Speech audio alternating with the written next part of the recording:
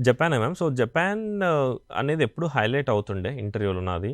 మెయిన్‌గా Japanese work culture గానీ, main అసలు అదే ఎందుకొస్తున్నావు నువ్వు? అక్కడే వస్తది క్వెషన్. అక్కడ చాలా ఎప్పుడు ప్రతి 3 ఇంటర్వ్యూలలో ఎప్పుడు 10-15 మినిట్స్ ఇంత మంచి ఆపర్చునిటీ వదిలేసుకొని ఎందుకొస్తున్నావు అన్న దాంట్లోనే ఉండే డిస్కషన్.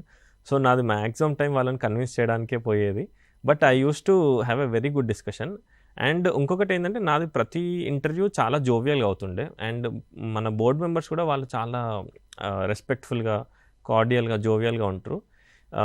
సో, ఈసారి మెయిన్ ఇంటర్వ్యూ ఏందంటే జపాన్ రిలేటెడ్ వర్క్ కల్చర్ మీద అయింది. జపనీస్ వర్క్ కల్చర్ ఇండియాకి ఎలా తీసుకొస్తారు?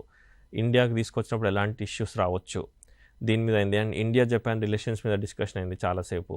అండ్ వరంగల్ మీద కూడా చాలా సేపు అయింది. ఈసారి మన నర్సంపేటలో పాకాల వైల్డ్ లైఫ్ శాంక్చురీ మీద దాంట్లో ఉన్న అంటే హైకింగ్ అని చెప్పా కదా! అవును. హాబీ. సో, దాంట్లో లెపర్డ్స్ మీద డిస్కషన్. లెపర్డ్స్ ఎలాంటి యానిమల్స్ అని, హైకింగ్ చేస్తుంటే ఇష్యూస్ ఏమొస్తాయి.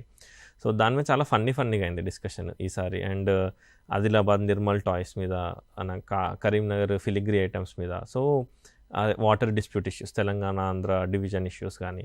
సో, వీటి మీద చాలా లెంతీ అయింది. 35 మినిట్స్, 40 మినిట్స్ వరకు అయింది నాది. ఓహ్!